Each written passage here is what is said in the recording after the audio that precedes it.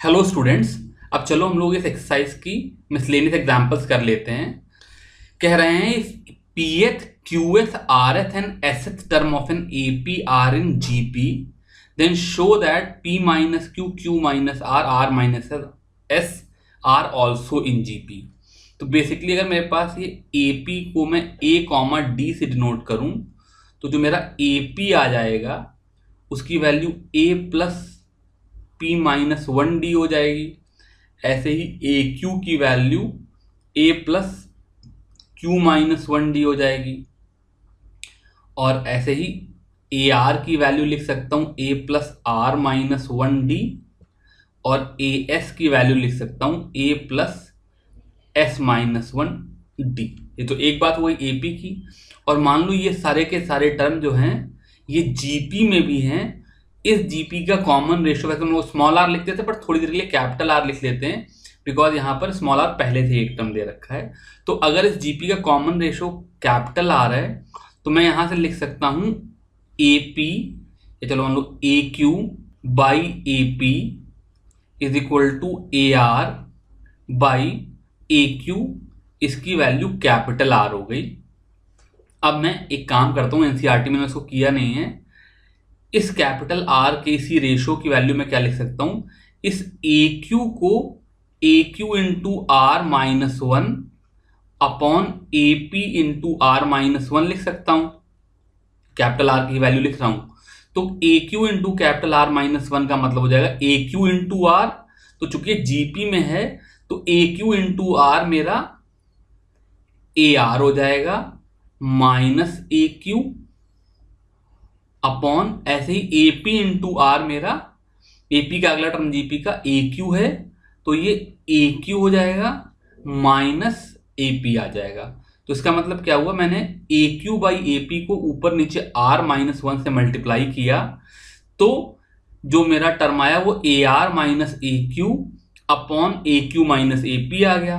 अब जब मैं A R minus A Q करूंगा तो ए से ए कट जाएगा, इसकी value R minus Q D upon Q minus P D हो जाएगी, जो कि basically R minus Q upon Q minus P है।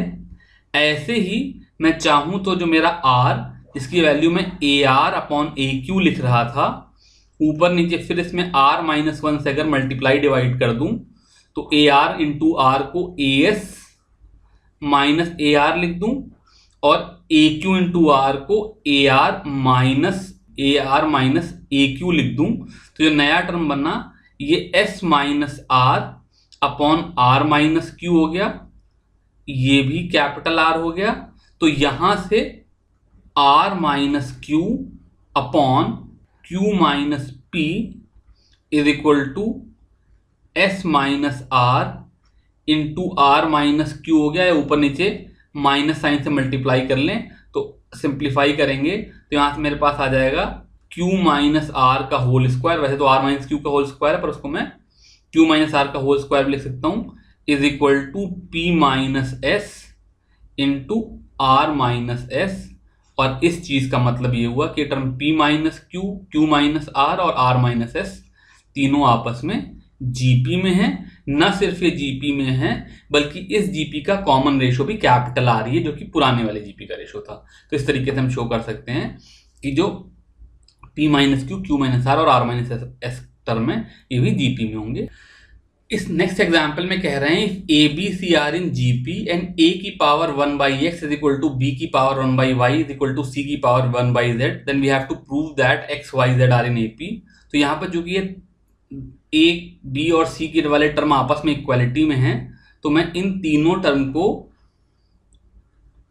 एक किसी कांस्टेंट के इक्वल लिख लेता हूं। तो ए की पावर वन बाई एक्स के है तो यहां से ए की वैल्यू के की पावर एक्स आ गई, बी की वैल्यू के की पावर वाई आ गई और सी की वैल्यू के की पावर जेड आ गई। अब B square is equal to A C लगा दूं क्योंकि यही कंडीशन गिवन है, जो कंडीशन गिवन है उसको अप्लाई कर दूंगा और B square is equal to A C लगाने से मेरे पास क्या आ जाएगा कि के की power two Y is equal to K की पावर एक्स इंटू के की पावर वाई, के है विच इज k की पावर x प्लस वाई, तो यहाँ पे पावर को मैच करूँ तो 2y is equal to X plus Y या X Y Z are in AP। तो इस तरीके से मैं एक्स वाई जेड को AP में दिखा सकता हूँ।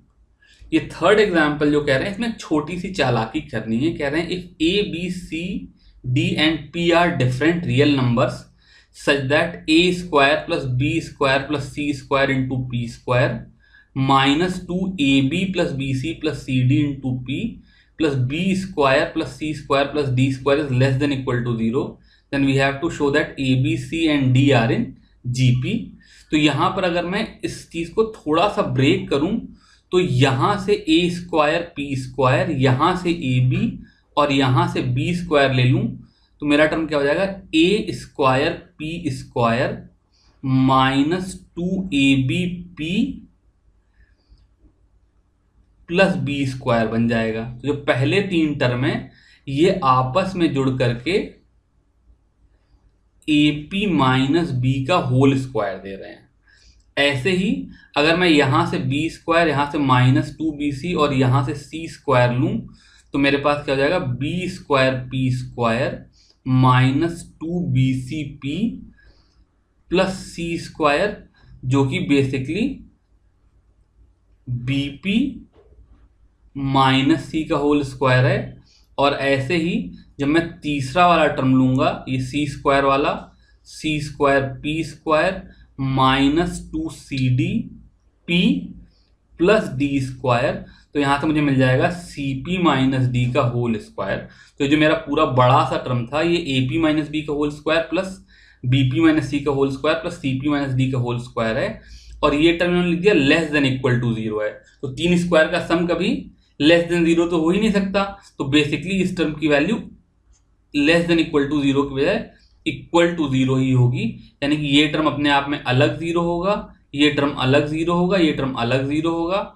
तो अगर AP माइनस B 0 है तो यहां से B बाई A की वैल्यू P हो गई, यहां से C बाई B की वैल्यू P हो गई, और यहां से D बाई C की वैल्यू P हो गई। तो अगर B by A equal to C by B equal to D by C है तो ये एक GP हो गए जिसका कॉमन रेशो P है। तो इस तरीके से we can show that ABCD are in GP।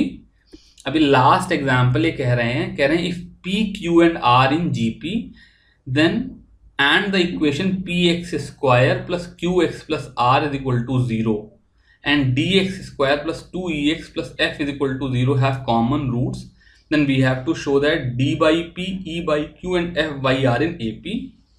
तो यहाँ पर जो मुझे ट्रिक यूज करनी है वो क्या है कि PQR अगर GP में है तो Q स्क्वायर की वैल्यू PR हो जाएगी।